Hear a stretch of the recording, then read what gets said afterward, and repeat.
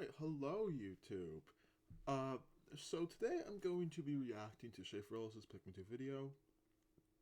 The reason why I'm doing this recording instead of streaming, number one, I can only stream like twice a week, so I decided, hey, may as well just make a video of it. And yeah, also don't be hating on Schaffrillas. I mean, this video is pretty infamous, but like, he's not a bad guy, he's not evil for his opinions of Pikmin 2.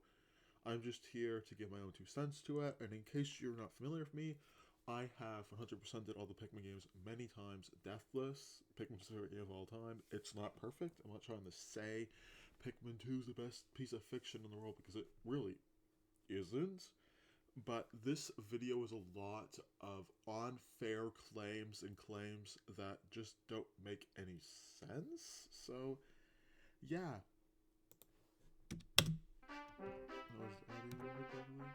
The most immediately apparent downgrade The to talk audio about when comparing is... Pikmin I'll 1 just to Pikmin 2 turn his voice is down a the little bit. story. Pikmin 1 offers a simple narrative that nonetheless manages to hook you throughout the entirety of the There we go. admittedly very short game. Olimar crash lands on the Pikmin Yeah, planet. it's... His life support system will fail him in 30 days. He needs to rebuild his ship by then, or else he'll die a horrible, tragic death but and that's never Pikmin 1. see his family again. The stakes are extremely high, and they make you want to see Olimar's quest through to the end. It's a really compelling motivation. A classic story of survival. Pikmin 2... Yeah, Pikmin 1 does have a really compelling story, I must say. It is a very kind of simple narrative where it's about survival, but it's still a really in-depth story, I must say. So yeah. Meanwhile, has crippling debt. Olimar returns home after the events of the first game, only to find out that his company, Hakatate Freight, yes, I pronounce it Hakatate, I don't care what Palatena says. Hokatate? Shut up! Is now... Yeah, I agree with him about that. I call it Hakatate, not Hokotate. Okay.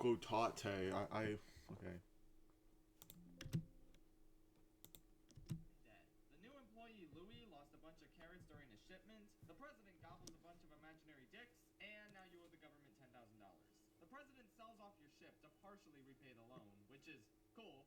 I love the fact that the ship we painstakingly rebuilt over the course of the previous game is now just gone. I mean, yeah, I guess that's true, but, like, it's a greedy boss? Like, greedy bosses do dumb things, like, not dumb things, but, like, moves that are just bad for other employees. That's awesome. But as it turns out, a bottle cap souvenir Olimar brought back for his son is worth some money. So the president immediately sends you back to the Pikmin planet with Louis in order to collect more random items that they can sell and repay the loan with. Olimar doesn't even get a chance to see his family again. He's immediately shipped back off to the planet he almost died on. I know the Pikmin series isn't an example of avant-garde storytelling, but... I mean, it's sad, I guess, but I wouldn't say it's like, oh, the game is horrible because it sends Alma right back.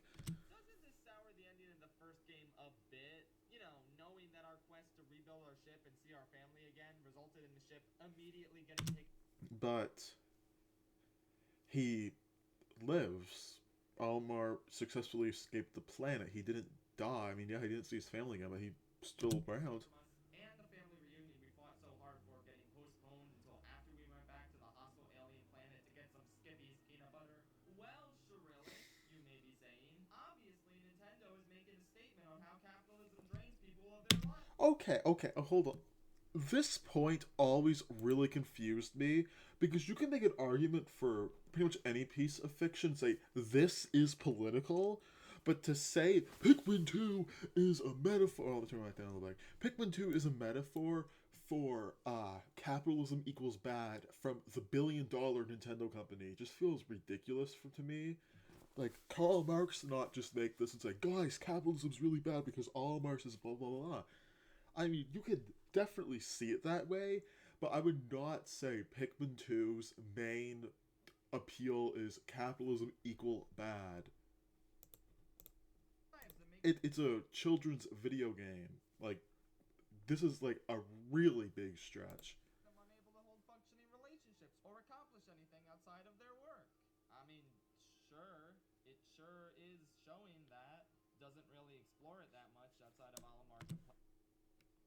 I mean, I wouldn't say that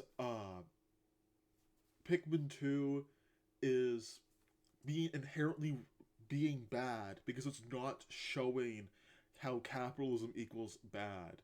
I kind of does, but you could say that for a lot of other I mean, it's kind of a tangent here, but Mother 3 is a way better example of this because it's actually one of the themes on like Pikmin 2, which again, he's stretching for stuff. Oh, clicked the wrong thing. Complaining about his boss or his work schedule a few times in the Piclopedia. The fact that Alamar is forced to return to the Pikmin planet immediately in order to raise enough money to rectify Louis and the president's mistakes. Hold on. That is unfair. The president was not the one who got the company in debt. That was Louis. I don't know why you're bashing on him. He didn't do anything. I mean, he went to the wrong loan place, but he didn't. He wasn't responsible for the debt. It was Louis. Is just kind of cynical. At least in Pikmin 2. I mean, in Pikmin 3, I know he's responsible for that, but that's a different topic. Repaying the debt the company owes isn't a terrible motivation. I mean, it is satisfying to see the number of Pokos you owe go down. Plus, ultimately, the story is just supposed to be your excuse to experience the gameplay. But this Yeah, same with Pikmin 1. I don't know why Pikmin 2 is special for that. Same with Pikmin 1, 2, 3, and 4. is still incredibly weak compared to the first game, where story and gameplay worked hand in hand to drive you and make you want to experience each area. I mean, I would say Pikmin 1 and 2 stories are about the same in terms of quality. They're vastly different, but still, they're still both good stories. I mean, they're no like I don't know. It's no Saving Private Ryan, or no like Persona story, but it's still they're both pretty good. Area and find each ship part. The collectibles in Pikmin 2 are cool and fun to come across, but they feel less rewarding to In my honest opinion, Pikmin 2 probably is some of the best collectibles of any video game. You can get a Duracell battery, you can get Dr. Pepper, you can get A&W bottle caps, you can get Rob, you can get gyro blocks, you can get a whole bunch of cool stuff. Like, name me another video game where you can go collect Dr. Pepper besides like a mod. Do it. You can't. collect because the goal they're leading you towards is far less compelling. Missing a collectible in Pikmin 1 could be the difference between life and death. Missing a collectible Actually, that is not true. There are 5 optional chip parts. That's just objectively a lie, what you just said there, but okay. in Pikmin 2? Yeah, who cares? You can make up those lost Pokos by killing some enemies in the dungeons. No. I disagree with that. Of all the caves pre-debt Pikmin 2, the only one that you can grind a lot, obviously, is Glutton's Kitchen. You can get around a little less than 200 Pokos if you did that. That would take you around, I don't know, like an hour? But, like, why would you do that? Like, in Pikmin 251 or, like, Colossal Caverns, I guess you could do that, but not Vanilla Pikmin 2. That is objectively not true. Nothing in Pikmin 2 feels all that urgent, and nowhere is that more evident than with the removal Have you seen the president's emails where, like, they're literally gonna kill him? That sounds pretty urgently, but okay. of the 30-day time limit. Now, I understand that this was a divisive aspect of the first game, and that the stress of getting everything done within 30 in-game days alienated a ton of players. But in my opinion, that's kind of the main appeal of the game. Not gonna lie, Pikmin does not really need a time limit because I'm just gonna break it down real quick. Pikmin 1, yes, it has a time limit. Pikmin 2 does not. Pikmin 3 basically doesn't, unless you know. I mean, your first time, I guess, and then Pikmin 4 doesn't at all. So really, if you really think about it, only 1 of 4 games actually has a time limit with actual stakes. Pikmin wouldn't be Pikmin without that urgency, that drive to scrounge together whatever numbers of troops you can. Pikmin 3 is a really fun game. There's pretty much zero urgency in that entire game. For me, at least, because I replayed it a trillion times. And find all the parts you're looking for. It's not really that challenging of a time limit. There are 30 days to collect 30 ship parts, 5 of which are Oh, optional. so now he talks about how they're optional, which literally went against one of his points earlier, but okay. 1 ship part per day, you're completely fine. But I don't know. I guess enough people didn't like it, so Nintendo decided to get rid of the time limit entirely in the next game. You can can spend as many days as you need to repay the debt. But But like, it's you can. But I find speedrunning Pikmin 2 is honestly just as I wouldn't say, I would say it's on par with as much fun as speedrunning Pikmin 1, 2, 3, and 4. if that's the case, then Maybe a little bit weaker because it's a much more long game, taking me around 5.5 hours to 100%, but still. what's the point of the day system? Why can't you just spend as much time as you want in an area? Because how Pikmin 1 established, you can't be on the planet at night in Pikmin. Besides night expeditions, that's a whole other thing. That's why you can't spend as many days as you want. Schaffrillas, like, yeah. If the number of days it takes you to complete a task doesn't amount to anything. You're probably saying, The high score system, I find replaying Pikmin 2 is like I replay Pikmin 2 around like 3 times a year because I can beat it like pretty quickly, and seeing that time go down is pretty fun. Speedrun like doing Wistful Wild in one day is really fun and really rewarding, I must say. Just as rewarding as like doing this in sprint in one day. well, they can't just remove the day system because that's how the first game worked. And it wouldn't make sense if you could just spend infinite time in an Here he area all of goes. a sudden. But you can do that in the dungeons. Why does time freeze all of a sudden the moment you go underground? How does that make sense, Nintendo? Okay, I'm getting ahead of myself. I should say this. Alright, well, I'll start defending the caves and he starts bashing on him. Back to the story. It has no urgency since there's no time limit. If they wanted something less restrictive than what the I mean, there still is. The president's literally saying, "I'm about to die." Like, do you not read the messages? first game had, Pikmin 3 figured it out with the juice system. Basically, Oh, this is a really bad point. So, Pikmin 3, again, I love this game. The juice system leans, like, way more into Pikmin 2 instead of Pikmin 1 with the urgency. It really does. Besides your first time playing Pikmin 3, which again, Pikmin 3 is a pretty easy video game. When I was 12 years old playing Pikmin 3 for the first time, I did not feel any urgency. And the juice system, like, a vast majority of fruits, especially once they're bosses, give you more than one day. Off the top of my head, for example, the watermelon that you get from defeating the St. Bouchy Mirror Slug gives you 3 whole days. And by the time you do that, you get 8 more fruits, even if you are a novice player. you also have infinite days in Pikmin 3. You do not have infinite days of Pikmin 3 of 99, but last time I'm not a mathematician, but like 99 is not infinite, but okay. I guess you're a math genius. Unless you run out of your juice supply, which can be replenished by nabbing the game's main collectibles. Fruit. Bada boom. There's still urgency, but there's also not a hard deadline to conform to. I know it's not really fair to fault Pikmin. The juice system is probably one of the weakest parts of Pikmin 3. Literally, when I play Pikmin 3, by the time I get to Twilight River, I have 20 juices. Literally.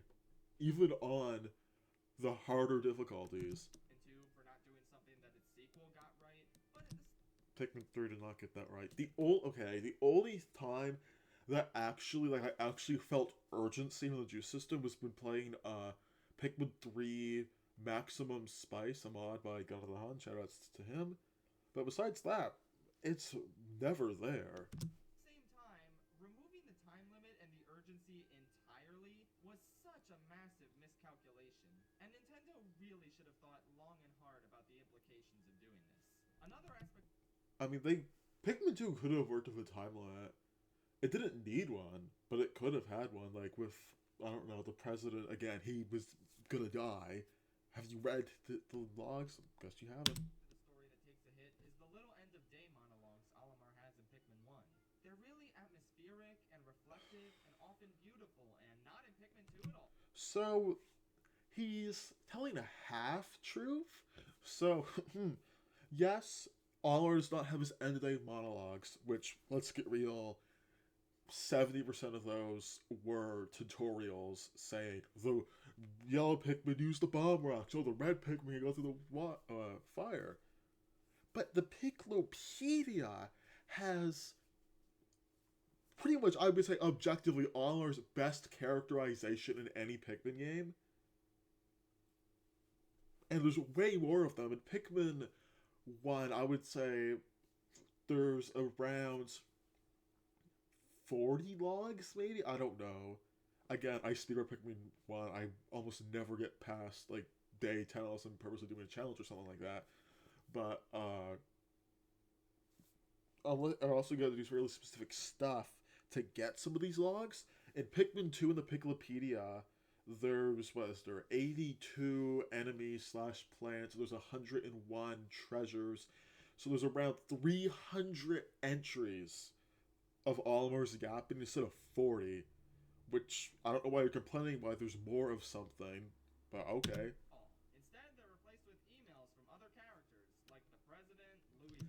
And these emails add a lot of world building to Pikmin 2. In fact, I would honestly say Pikmin 2 probably has the best world building out of any Pikmin game. That might be a hot take.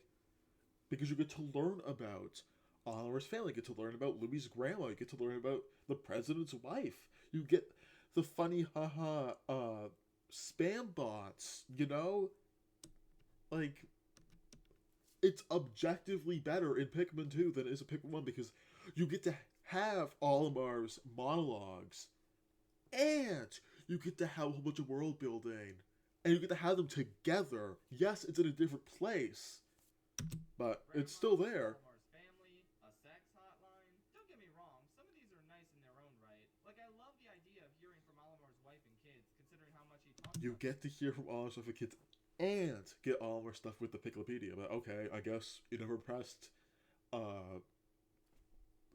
L and R on the GameCube to see that. in the first game. The President is a funny character, and some of the weirder messages are a delight as well. But in terms of being little ribbons to put on the end of each day, these just aren't as interesting or thematically appropriate as hearing Olimar's own thoughts.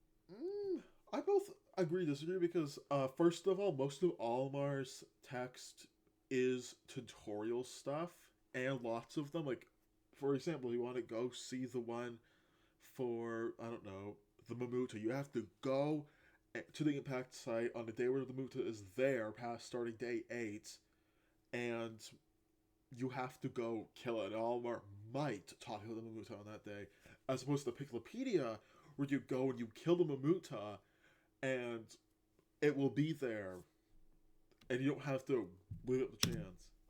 Which are instead relegated to the Piclopedia. It's not the... But there's more on the Piclopedia. In fact, I would argue Olimar's writing is better in Pikmin 2 than it is in Pikmin 1. Worst change, but it's still not as good as it was before. But... I would say it's better and there's more. So there's more of what you want, and the quality is on par. If I would say it's better than Pikmin 1. It's about the same, with more. And you're complaining about having it have to go to a different menu, but okay. None of this really matters that much. As long as the gameplay is still fun, that's all that matters. Well, I mean, yeah, I guess when you're out in the overworld exploring and discovering treasure with your Pikmin, it's still a fun time. But that's unfortunately only about 20% of the game. I'll say it's 25, okay. It's time to talk about the biggest problem with Pikmin 2 and my least favorite aspect of the game in general. The dungeons. I mean, I call them caves, but whatever, you do. I really cannot stand the dungeon system in Pikmin 2. At first, Oh, also, I probably should address this or anyone else in the comments about this. I know he took back, or like, quote-unquote, apologized for some of his points, but it does not say, as it says like his Better Call Saul video, this video is outdated. So I'm just completely ignoring what he said in this Pikmin 4 video and only focusing on this. So, yeah. a pretty cool way of expanding the world of the original Pikmin. But as the game goes on, it just becomes more and more mundane and miserable. Before we get to that, however, let's briefly discuss the overworld. I say briefly discuss because you're not going to be spending much time up here compared to underground. Pikmin 2 has 4 main areas, which at first glance seems like a step down from the original's 5, but considering how 2 of the 5 areas in the original were incredibly small, with one serving as a simple tutorial area and the other being little more than a final boss arena, I'd say the general landmass you explore between the 2 games is about the same size. So Pikmin 2 has the same, give or take, the same amount of content as Pikmin 1, but also, according to you, 80% more. Okay? Some of it is even about the same shape between the two games. Hey, wait a minute. Yeah, Pikmin 2 blatantly reuses the map layouts from Pikmin 1. And, like, I'm pretty mixed about this. On the one hand, while the layouts are the same, the actual stuff you'll find in these familiar locations is different. And that's kind of cool because it showcases how ever-changing nature is. I mean, okay. I can, like, they're changed dramatically enough where when I was a kid, I couldn't even tell the difference between them. I mean, now I can tell, but when I think about the distant spring, when I think about the perplexing pool, I envision two completely different areas because different caves, different enemies, the treasures are placed differently, different Pikmin types, blah blah blah blah blah, different games. On the other hand, what? It changed this drastically between Olimar's round trip to Hawkins I mean, Piano Forever's weird. It easily could have. back? I don't know. This planet's weird, I guess. More importantly, though, the fact that only one overworld area in this game is completely original, and the other three are just remixed versions of areas from the first game, yeah, I shouldn't have to explain why that's a bit disappointing. But like, yeah, they are remixed, but they feel completely different. Like they feel like they're completely different areas. Like when I think about the Awakening and the Forest of Hope, I literally see like in my I'm thinking about them right now, two completely different areas. And yeah, they do share the same geometry, but they're still completely different. Again, these remixed versions feel different enough. The game He literally is just saying what I said, but okay. isn't trying to hide the fact that these are old areas, since they acknowledge that. Yeah, Almar literally says, "Oh, this looks like the Forest of Hope." Like, yeah, okay. Encyclopedia. But it's still easy to tell that corners were a bit cut here. Okay. How were corners cut? So, Pikmin 2 has. I'm just going to start listing what Pikmin 2 has. Let's start with Pikmin 1. Pikmin 2 has 201 treasures. It has 81. Is it 81 or 82? Enemies slash plants, the Encyclopedia. It has 105 unique sublevels. It has around, I'll say around 80 music tracks, each with an Olimar and a Louis slash President version. It has a unique two-player battle mode. It has a unique multiplayer challenge mode, which could also be with multiplayer. And literally everything's new except for, I guess, the areas being dramatically changed and the Pikmin HUD icons. So, Mr. Schaffrillas, how is this game lazy again? How were corners a bit cut here? But that's okay, because like I said, exploring and finding treasures in the overworld is only about 20% of the game. The vast majority of your playtime will be found in the brand new dungeon system.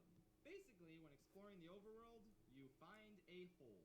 You jump in the hole and discover that it's a multi-floor dungeon with a ton of treasure to find on nearly every floor. And a boss fight at the end that nets you a special collectible, which will usually enhance your character in some way. This sounds like a slam dunk of a feature, right? There's so much more to explore now than there was in the first game. Yeah, there is a lot more. Like Pikmin 1 takes an out like an hour twisted around 6 hours to beat. Pikmin 2 is like what, like 20? 25? Something like that. Maybe more if you're. What could possibly go wrong? Oh, just about everything, basically. First of all, aesthetics. You know how the overworld areas look gorgeous? Each one is based on one of the 4 seasons, and they all have... Oh, by the way, corners must have been a bit cut in Pikmin 3 because Pikmin 3 literally does the same shtick that Pikmin 2 does and make all its areas be seasonal themes. But okay. The finest graphical fidelity you could achieve in 2004? Yeah, well, fuck all that. Let's explore some dank caves for the majority of the game. I really hate the look of a lot of these dungeons. It's like they took a look at the forest navel. Okay, so first of all, the caves have more unique themes than the overworlds do in Pikmin 2. I'm just gonna say that. And the Forest of Hope. No, oh, sorry. The Forest Navel is not ugly. The Forest Navel is by far my favorite area in Pikmin 1. I do not find it ugly. Yeah, this is the aesthetic we need more of in the sequel. For some bizarre reason. And not all the caves, I mean, the lighting is darker, but not all the caves. Like, the Forest of Hope, Forest Naval is, like, there's sand, there's water, there's a whole bunch of stuff. And it's still a forest. But not all but the areas, they don't all look like the Forest Naval. Like, just because the lighting's darker, I guess. But when you get the solar system, you know, that point goes right out the window. Even though this is the main look I remember from the dungeons, there are other visual themes. The main look you remember, like, yeah, it's in some of them, but it's not in all of them. It's only in, I would say, like, you're mainly talking about, like, the look of the Hole of Beasts, the White Flower Army, completely forgetting to mention, like, nearly every other cave, which has a unique look. The play here. Like Rust? Rust, I tell you! Yeah, Rust was not in the Forest Naval last time I checked, by the way, but okay. Some rusty dungeons, so that's nice and definitely not really ugly. There's also a shower floor. Really? I like the look of the... yeah, I mean, I'm not going to judge you for what you find visually appeasing, but okay. Which, still doesn't look the greatest. Really? I like the look of the shower-themed caves. Look really nice, especially, like, on the HD version. And okay, to be fair, there are some nice-looking ones, like the snow-covered caves, or the ones that are designed to look like a child's play area. But you're not talking about the garden one? Okay. Because it literally looks just like the overworld areas do. But for the most part, I really don't like the way these areas look, which is made even worse by the fact that you spend way more time here than you do in the pretty places. I mean, it's not like there's... It doesn't look ugly. It's not like there's, I don't know, barf everywhere all over the walls and stuff. Just because it doesn't look pretty and grass is everywhere and stuff. And sadly, my aesthetical preferences are the least of the dungeon's problems. There's also the logistical questions these mysterious time and space warping holes open up. So we're judging how the fictional video game about an Amazon delivery guy leading around carrots, and now we're judging how does time not pass in the fictional video game about a world that has completely different rules to what we have? Okay. There's a small issue of... So between that point and how this game is communist and how it doesn't like capitalism, you're really grasping at straws here, buddy. I'm sorry. Do you guys see why I like bitching about this video a lot? Like, do you understand why this, I mean, and I guess me being a funny femboy, or like my two jokes I just beat over your heads with? I mean, I do the other one with like my me stuff, but still. Certain floors of these underground caves. Like, could they try and be a little consistent there? So, the point he just said about how is there light in the underground caves? In vanilla Pikmin 2, there's only 2 instances of that. Sublevel 2 of the Staggert Hole, and Sublevel 1 of Dream Den. Both of those are pretty high up. So there you go, buddy. It's not like it's like Sublevel 25. Isn't like Pikmin 2 Kaizo. Here's the more major issue. As I mentioned earlier, time just doesn't progress at all when you're in the dungeons, which is so bizarre. Literally if time generally did progress, everything would be like how it is a Pikmin 4, where like they're all like 2 or 3 sublevels long. How and why can you jump into one of these holes, spend as long as you want down there, and then pop out with no time passing? How and why do the onions work? How and why does I don't know, how does Hagatate work? How does, like, the fact that one of your main points for this video is how does the fictional video game work is really stupid to me.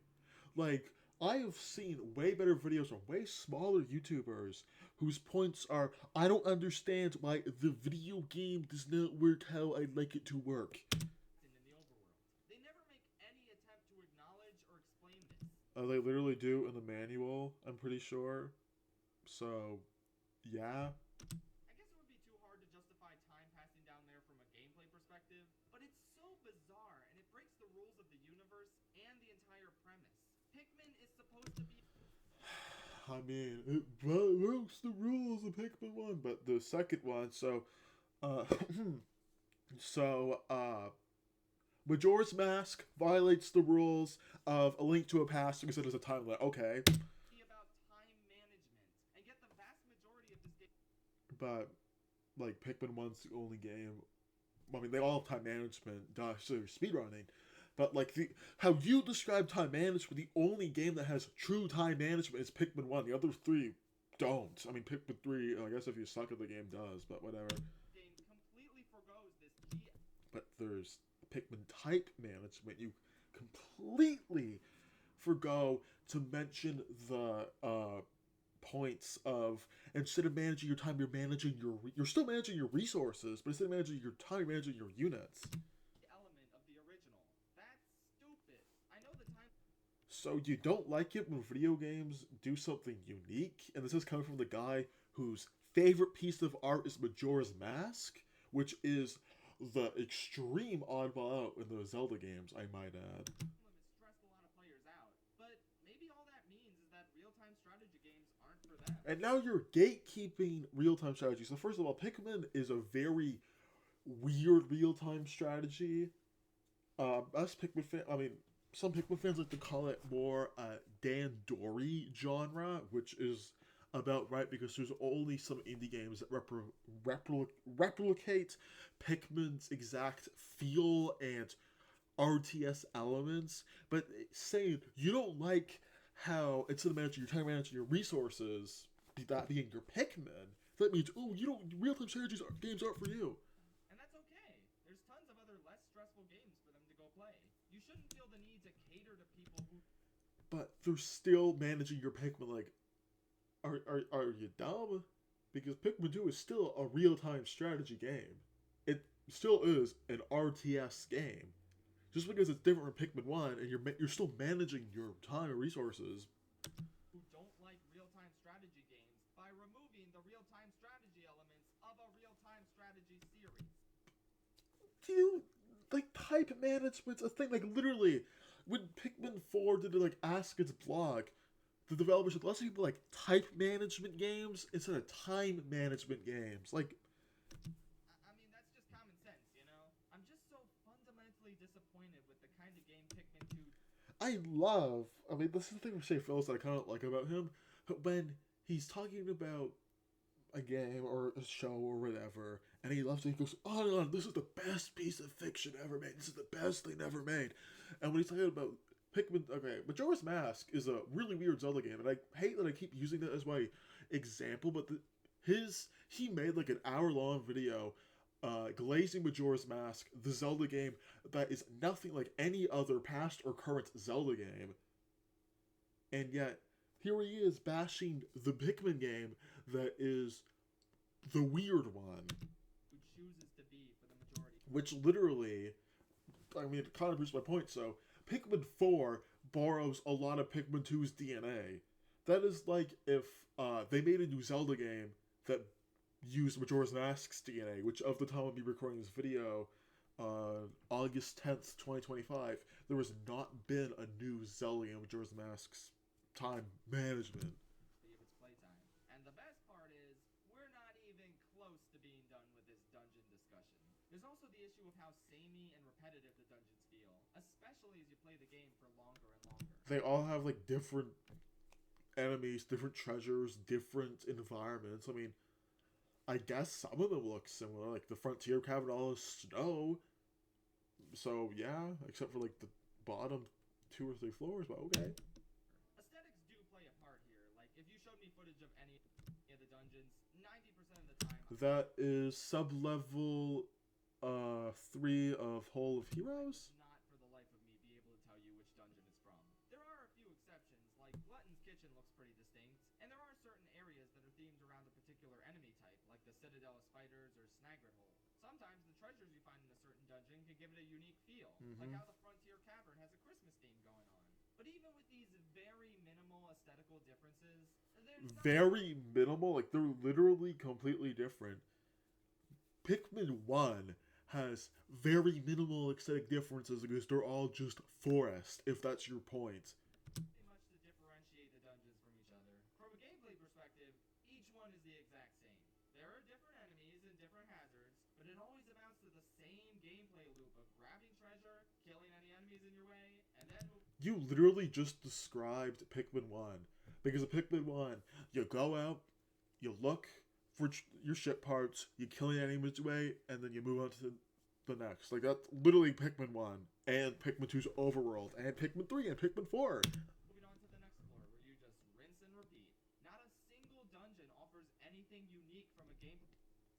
Literally, almost all of them do. I mean, yeah, pretty much almost all of them have unique stuff. I'll just name a couple off my head. So, Whole Heroes, it's a boss gauntlet. Dreamland, it's the final cave. The shower room, it has lots of Wally hops, and it's a shower themed thing. And the Summer's Castle, which he does get to talking about in a bit, which I don't think I really need to get into here. Play perspective compared to the others. But I played through all of them anyway, as if an actually cool, unique gameplay mechanic would just fall right out of the sky. Ha ha! Fall right out of the sky. Also, in this entire video, because I have watched it before when I did my initial reaction on Twitch, which unfortunately the video was last video, that's why I'm making my reaction again. He just talked about Bulbman a single time, which is like the most unique thing in the world until Pikmin 4 took it.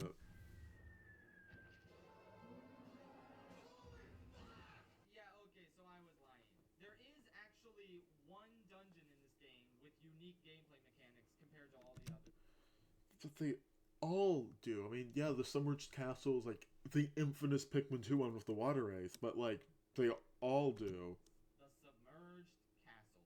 Not only is this the one dungeon in the game that restricts you to a certain type of Pikmin, in this case blues, but if you spend too much time on any floor in this place, you know, I speedrun Pikmin 2 a lot, and, you know, I mean, I speedrun the whole game, not just the Summer's Castle, but I literally have not ran into the water wraith, like, besides in mods, I guess, since, like, 2019, because, you know, I go fast in the dungeons. end up spawning the water wraith.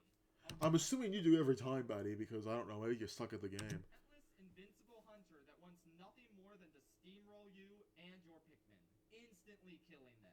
Suddenly, time management matters again in one of the dungeons. But, I mean, yeah, I guess, but there's still Pikmin type management. So, you're saying you like it that now there's Pikmin type management and time management? And there's constant fear and tension. You want to grab the treasures and then get the fuck out as soon as possible before this unholy Lovecraftian horror shows up to massacre you and your beloved little troops. The background music is distorted and unnerving, perfectly reflecting this creature's bizarre, unexplained origins. And the eventual fight with it, where you finally get some purple Pikmin and use it to spook this thing into gaining a physical form, top notch. An excellent capper on this incredibly memorable horror-themed dungeon. It's so unique and cool, and probably my favorite part of the whole game. So do you wish that every single cave had a water wraith in it to make time management matter again? Because just go, I don't know, Pikmin 2's pretty easy to mod. Just go mod the water wraith in every single cave and time management will matter again. Dungeons had some sort of special gameplay hook like this one, then I'd be a lot more positive on the dungeon system and... So you only like it because of a unique gimmick and a special gameplay hook. So you don't like it when it doesn't have a unique gimmick? Okay. and the game overall. But no, unfortunately, this is the one exception to the rule about all these dungeons feeling incredibly samey and generic. And believe it or not... So you... Sorry about that. So you only like it when dungeons, as you would call them, that's not even in their caves. I don't think Nintendo's ever officially called them dungeons, but whatever. When they only have unique gimmicks. After all that, we still haven't gotten to my single biggest issue with the dungeon system. You might have noticed that I haven't really talked about the level design of these dungeons yet, and there's a very good reason for that. You see, there is no level design. Oh, jeez. Here we go. Here we go. No, seriously. The floors of each dungeon are randomly generated. Randomly generated? Randomly generated! Each floor is always assigned specific treasures, enemies, and other things. So, this is a half truth, half lie. It isn't, I mean, I'm going to use two specific examples And it's going to sound really weird using these, but Persona 3's Tartarus is randomly generated. Every time you go up a floor of Tartarus, enemies will be different places. The exit will be different places. The warp points will be different places. Like, completely different places.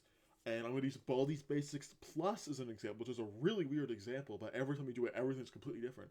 Pikmin 2 has it, so it's going to be the same cave units that generate, but the enemies will be switched around. And there even are some hard coding in the game to make sure, like, Emergence Cave Sub-Level 1, it was pretty much going to be the exact same every time.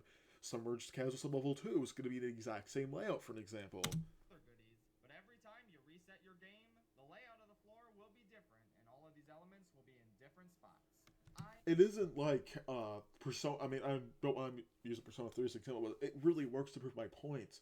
Where that completely changes everything around. Where Pikmin 2 doesn't completely change everything around, it just slightly does. Honestly, kind of hate this, quite frankly. And it literally adds replay value. It makes the layout so uninteresting because no human thought was put into the treasure locations on each floor.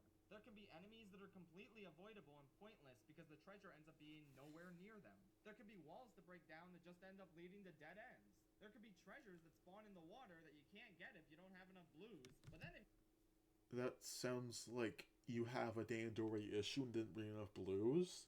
So now you're criticizing the game because you didn't do your Pikmin type management properly. Like, do you guys see why I love shitting on this video? if you just reset the game, suddenly the treasure isn't in the water anymore.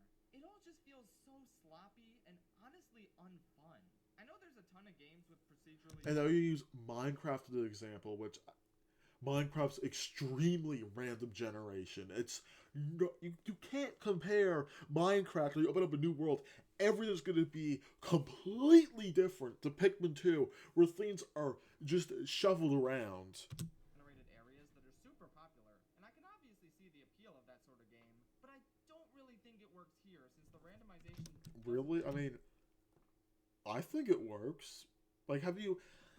Just to prove my point even further, like, this isn't like... You're choosing it's Colossal Caverns. A Pikmin 2 mod, by the way, really good mod to pick out. Colossal Caverns, every time you play it, everything is completely different, similar to Minecraft. All the enemies are different places, all the bosses are different places, all the treasures are different places. In Pikmin 2, this example here, sub-level 1 of the Submerged Castle, is going to have the same stuff. It's going to have the same 3 treasures. Yeah, the treasures will be in different places, but they're still going to be there. the gameplay in any meaningful ways. You're always going to find the exact same treasures... You're acting like you put a randomizer mod, and when you went into Dream Den, you actually went into the Hole of Heroes. on each floor. The only difference is that those treasures and enemies weren't paired with any coherent or compelling level design. Plus, even though some people might enjoy the fact that no 2 playthroughs of the same floor are They're not. Like, Pikmin 2 has a lot of variety with the replayability. exactly alike, I don't know. I don't really remember 90% of the floors on my previous playthrough, so why would I care if these forgettable areas have slightly different layouts Forget up, like... Oh, okay. the second time around? At the end of the day, I can only really categorize the dungeons in Pikmin 2 as a huge misfire, and You know, Pikmin 4 literally proves your point. Like, I know this video came out before Pikmin 4, but Pikmin 4 literally just proves my point, because if this was an epic misfire, Pikmin 4 would be more like Pikmin 1, and Pikmin 4 is basically Pikmin 2 too. massive step down from the open exploration present in the above ground areas. While they can be mindlessly fun on occasion, and while the submerged castle does at least offer a tantalizing taste of what could have been the design mission statement for all the dungeons... So if you really do not like how Pikmin 2 does not force you to do time management, speedrun Pikmin 2. I'm being, like, I'm not, this is not a critique, this is a genuine, like, thing that you should do. Speedrunning Pikmin 2 is genuinely really fun. I mean, you have to get good at the game, which I don't think Schaffrillas is good at Pikmin 2 because, you know, he's bitching about it, but still. I nonetheless strongly disliked their inclusion, and I'm beyond thrilled that they removed them entirely from Pikmin 3. And then they brought them back in Pikmin 4. If you like them, there's no harm in that, obviously. But just from my personal standpoint, they go against practically. So this is a little tangent. One of the reasons why I'm making this is because Schaffrillas has a lot of influence. He's a YouTuber with, hold on, let me just double check here, with more than 2 million subscribers. I know my dinky YouTube channel is like 500. Me on Instagram, I'm one of the biggest people in the Pikmin community, and I have influence over people. So when I'm talking about the games, I try to make it be as I mean, obviously there's gonna be some bias because everyone is biased, but I try not to be like, I personally think that Pikmin 1 is my least favorite, but I don't know, it's like, Pikmin 1 sucks, oh no, it has the title of it, it makes it horrible. Everything I love about the Pikmin. I also know there are some people that just follows opinion no matter what, which that's just horrible. I know just people who literally like love my content and literally draw fan art of me, but like, I don't want those people to feel the same way about them. I want them to have different opinions. The real-time strategy elements, the gorgeous environments, the push and pull. Okay, so Pikmin 2 has real-time strategy. It does. The gorgeous environment. Yeah, Pikmin 2 caves. They're not supposed to be like all green if that's what you want. They're not supposed to be they're all the forest because that's how Pikmin 1 is. Between completing your main objective and trying to get your Pikmin numbers up. Since, oh yeah, I forgot to mention, you can't grab more Pikmin while you're. This is literally, I'm actually starting to get pissed off here. This is literally a Pikmin type management thing. You have to manage your Pikmin in the caves. In these dungeons unless you stumble on one of these Pikmin multiplication flowers. Hope all your Bulbman, hello, Bulbman, do you copy, Bulbman? Pikmin don't die When you literally glazed the Summer Scouts, we not mention Bulbman once. down here. I mean, it's okay, I guess. Because as long as you have a few purples, you can basically decimate any enemy in your path. That's so cool. Let's talk about difficulty now. Though, I guess I should preface. I mean, you can do that. I'm sorry I have to bash Pikmin 3 and 4 here, but Pikmin 3, the charge button, that can kill everything. When Pikmin was Ice Spray, can kill anything. Pikmin 4 is OG. Like, Discussion with something that isn't. honestly, I honestly, since I'm getting really good at like all 3 of those games, I honestly think they're about the same in terms of brokenness. But for Pikmin 3, especially, you have to be like, good at the game. Making a website. Oh, jeez. Do.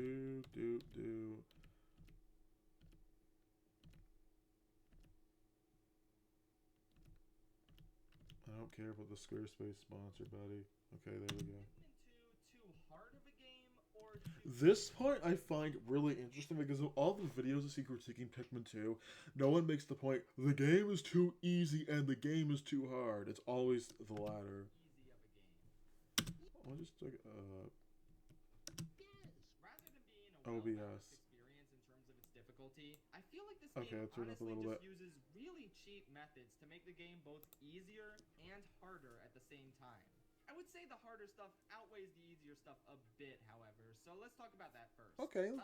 This game is a fucking lunatic with the amount of difficult shit it throws at you. The number of insta-kill hazards has been dramatically increased from the first game. So, an instant kill hazard, like literally, in Pikmin 1, everything is an instant kill except for fire, Pikmin going in the water, the fire blowhogs, fire, I guess the Gulix if you're stupid to fight with reds and yellows, but everything is a quote-unquote instant kill. Game, which is always fun and makes the game feel totally fair and enjoyable. That was a lie. I was lying. And literally the clip that he just showed, where it was on Cell of 5 Bullocks, King were trying to get the Sprout treasure, he literally went and he put all his Pikmin there, like, come on. I guess the least egregious of the new insta-kill hazards would be electricity, since it's always easy to spot and you can plan ahead and not take your Pikmin near it. Even so, You can do that with literally everything, but okay. end up near an electric gate with any Pikmin who aren't yellow, zap, insta-death. It does at least give yellows a lot more tangible use than they had in the first game, but it still feels like a cheap new addition regardless. Speaking of uses for yellows, So, you talk about how a new hazard is fair because you can see it and you can plan around it, but then you backpedal call it cheap. remember Those cool but pretty dangerous items yellows could pick up in the first game in order to kill enemies and tear down walls, well, guess what? They don't work for you anymore. Now they're just insta-kill hazards that are dropped by the new...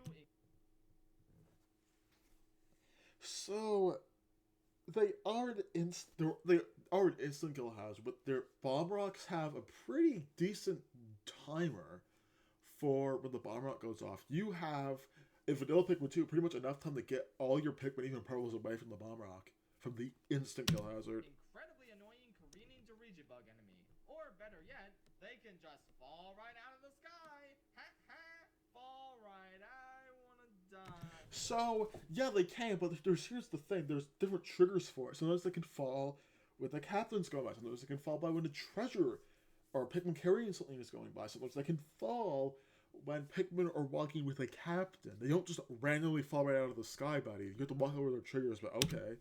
Of course, bombs randomly spawning out of the sky is actually rather generous. They don't you have to trigger them, but okay. Compared to some of the other shit the sky can spew out. At least the bombs have a timer for you to get away from them. Oh, there we go. You talk about my point about how it's an insta-kill hazard, and you literally just said what I said earlier, but okay. Try that shit with giant insta-kill rocks. Good. Oh, jeez Louise. So, the boulders have both a visual and audio cue falling. You have enough time to stick your Pikmin away or not bring them in here. And look at the gameplay footage he's showing. I don't know if he's the one who played this or his editor is, but it shows him with 100 Pikmin in Solo 3 of Cavern of Chaos. Like, buddy, this is bad Dandori. Good luck making sure your entire squad of 100 Pikmin gets away from the huge... He's literally proving my point. You're not supposed to have all 100 Pikmin at once. That's just dumb at the game. You almost never do that in Pikmin 2's caves. Rock Shadow. Oh, and you know what else can pop out of the sky? Entire enemies, including some really dangerous ones. So, for the Bull Bear, you know, sub-level 3 of... Was it Dream Den? I think it was Dream Den. Sorry I got that wrong. The Bull Bear children will start... The dwarf bull bears will start acting weird if he's going to spawn out of the sky. And you can know, oh, bull bear's going to be here. And you go to treasure gauge too, but okay. Aw, you shouldn't have, Pikmin 2. The traps on these dungeon floors are fucking absurd, and they don't feel like they were fairly balanced in the slightest. They instead... So that clip there of the Pikmin getting away from that carrying the red tape out, those white Pikmin would have easily made it by that volatile Dweevil. Of artificially upping the difficulty through unfair Pikmin deaths. And they're made even worse by the fact that the areas you encounter them in are so cramped and tight that it's incredibly difficult for your entire squad to avoid. Like, holy crap!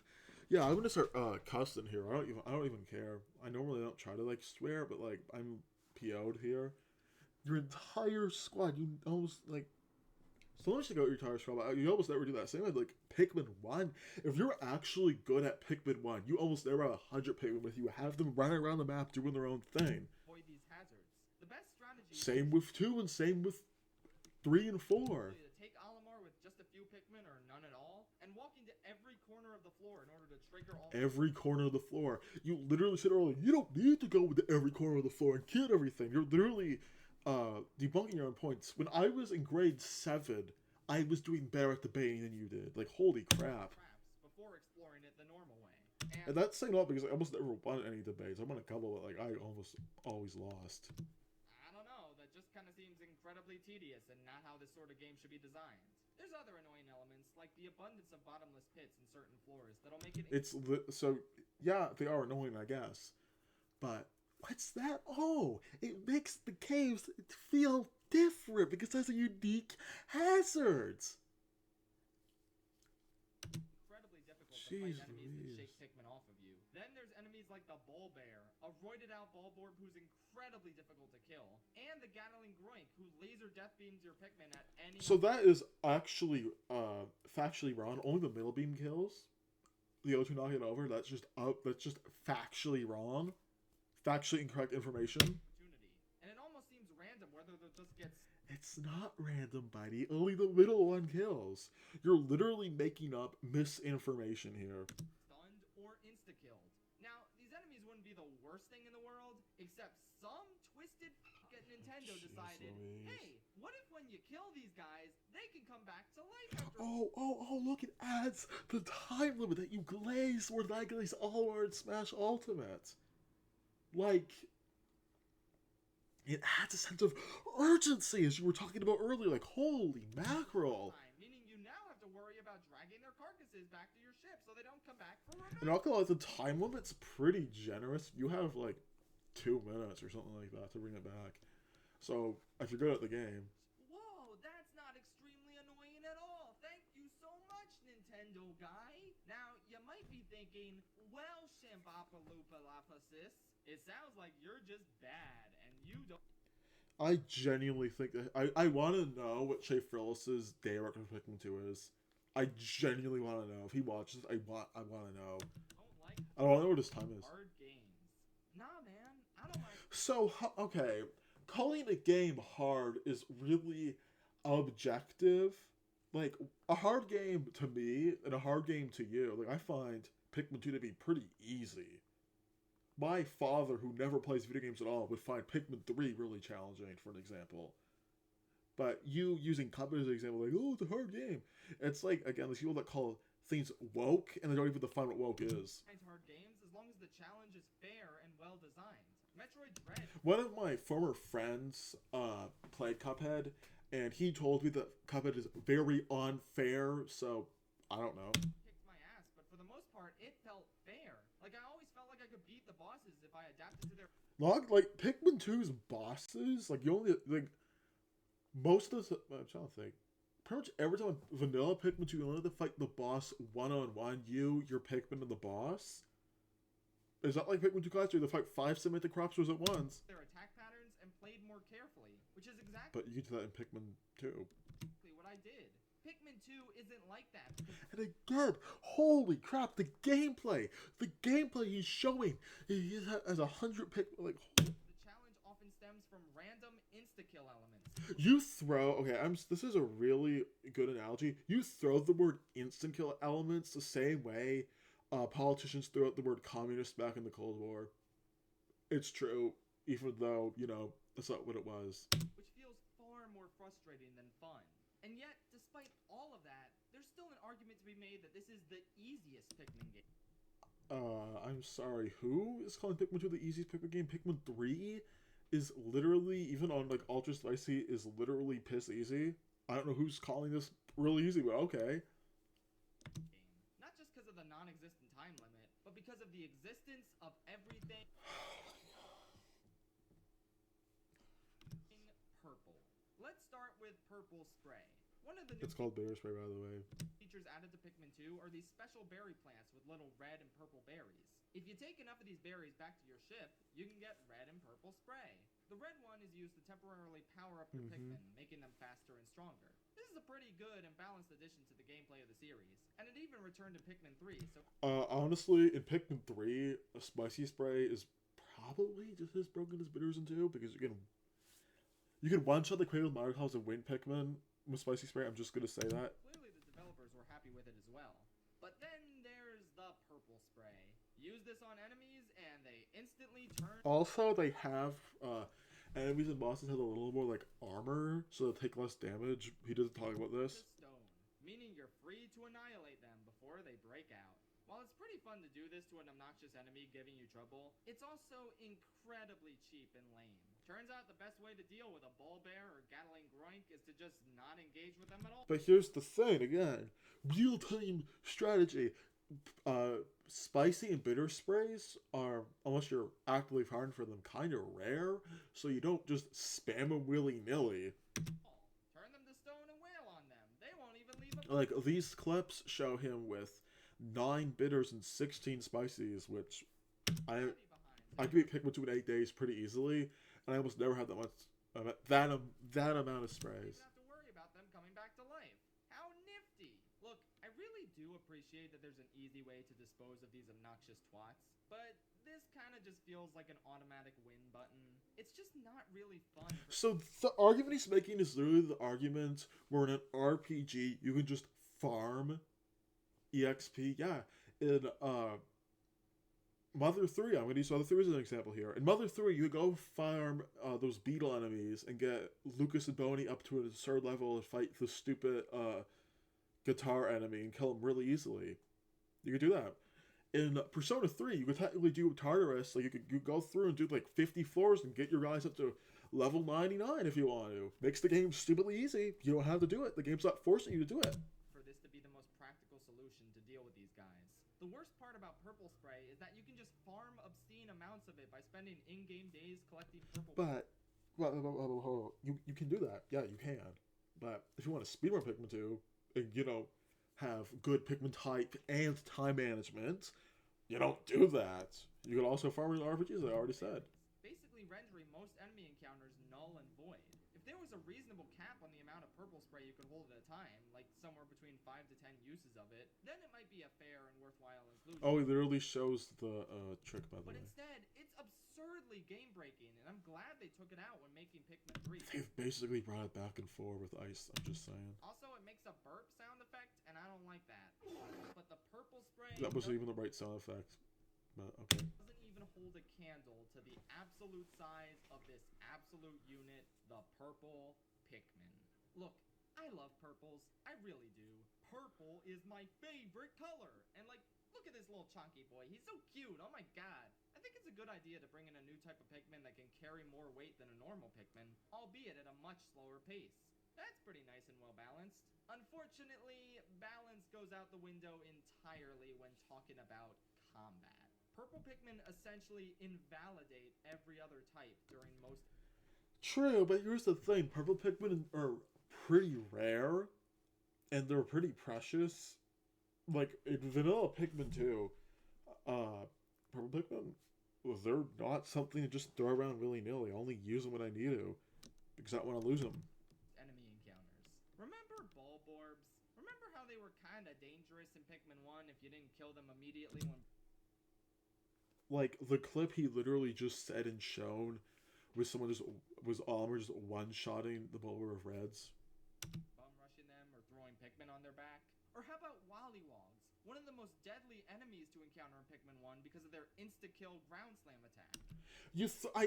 I don't like that he just throws the word instant kill, because basically everything in Pikmin, like, a Dwarf Bulwer instant kills Pikmin because it just eats them, okay? Yeah, well, in Pikmin 2 it's easy. Just throw a couple purples on these guys and you're fine. They go down super easily. It's kind of... Win Pikmin. In Pikmin 3 and 4, two games... Oh, hold on. In two games that you glaze so much, it's literally just as... I would honestly say it's more brain dead. Because the charge button in Pikmin 3 annihilates 90% of enemies, and in Pikmin 4, Ochi annihilates 100% of enemies. Strategy of just chucking some purples on most enemies in the game. Even ones where it would seem like other Pikmin would be better for it. Whoa, fiery blowhogs? This looks like a job for the Reds, who are immune to fire. That's still risky doing that. Actually, no, the purples managed to kill him in the time it took me to say that sentence. Little electric beetles? The yellows would be pretty good for actually... Again, it's an option. Yeah, you can kill with reds and yellows. Purples are there too. Yeah, purples are really overpowered, but like, yeah. Actively shooting electricity, you can kill these beetles a lot quicker and easier with purples. And not only are the purples super good at wearing most enemies down super quickly, but they have a chance of stunning enemies when they land.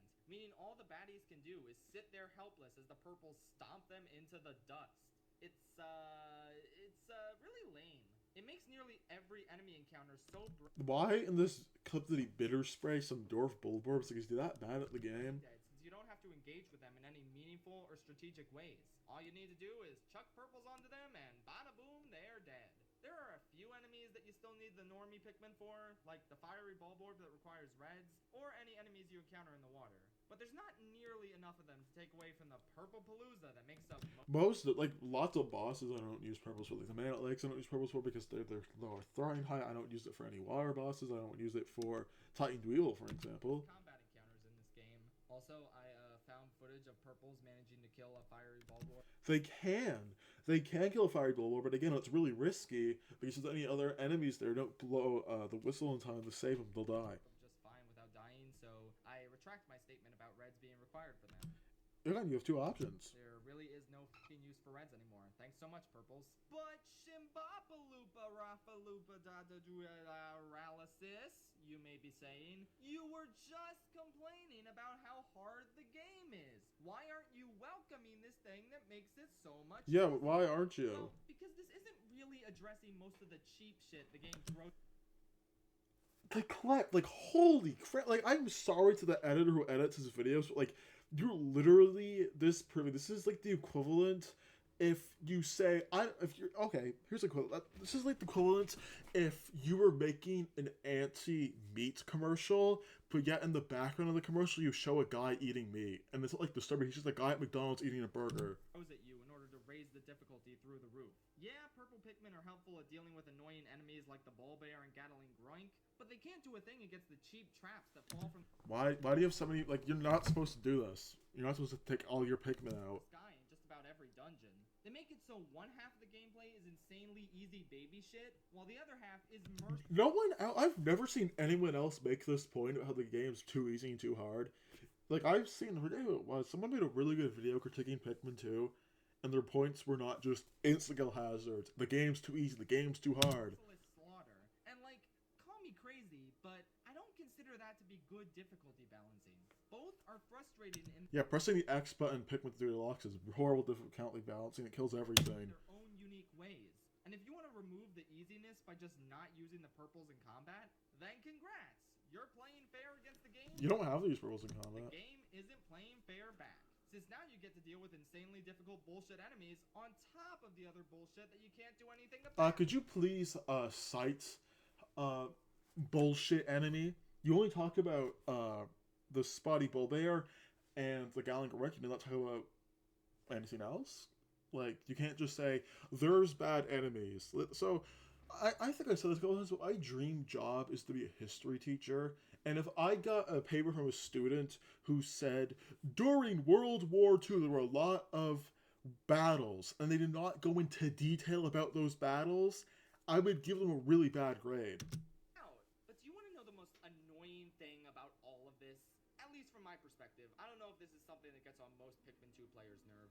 Or maybe it is. I guess you guys can let me know in the comments. But the aspect of this game that irritates me more than anything is a single one of Here we go. its 200 treasures, and the criteria needed to collect it.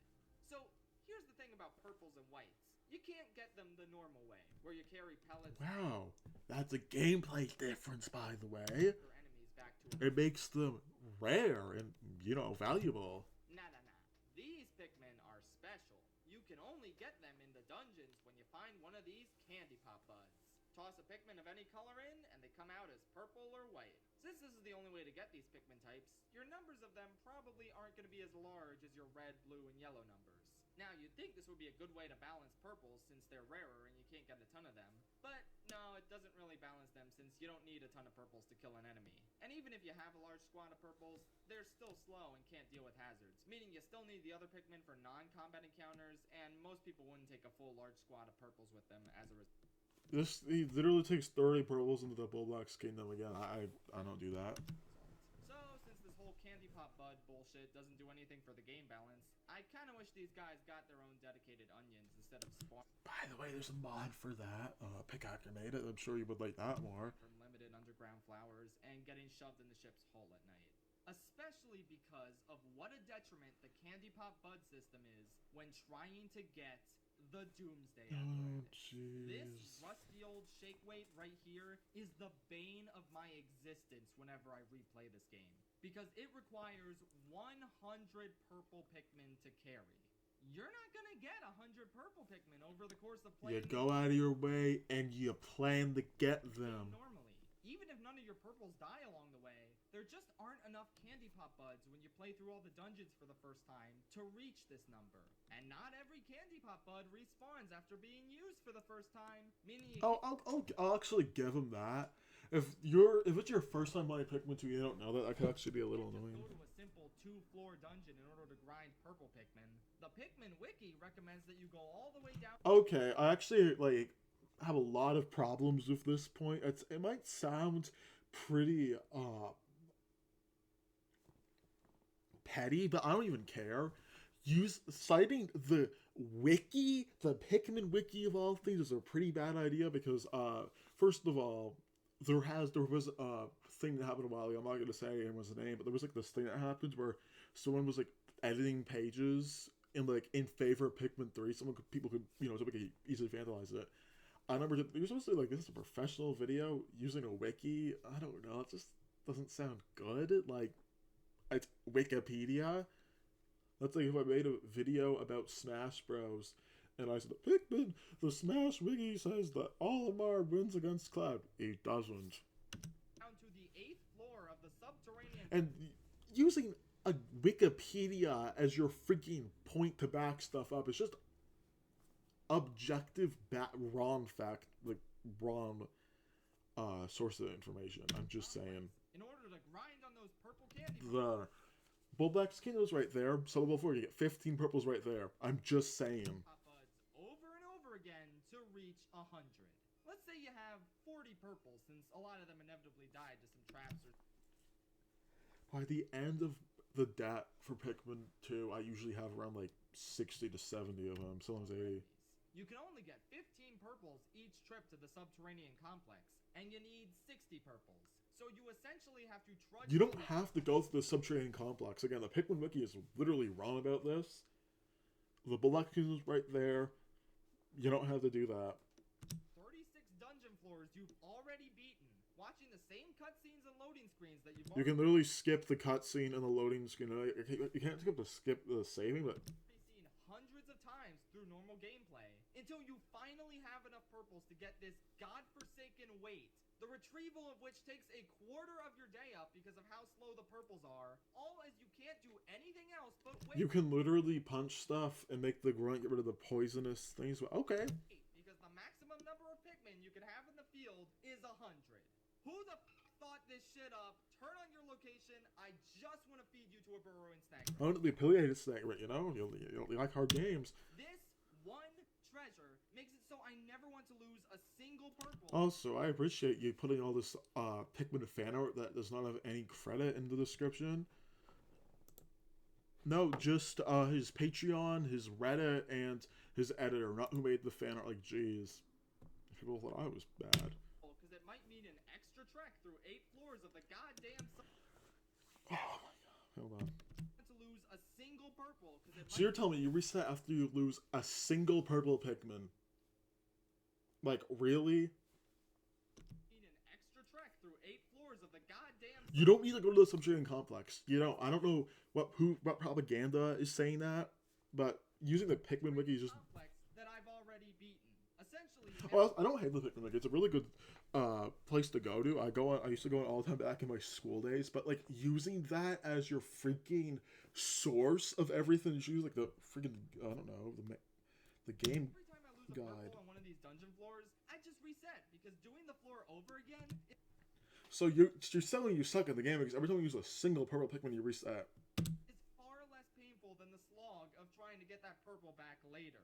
And if none of your purples die, which none of mine did, thanks to the handy dandy reset button. So you just suck at the game.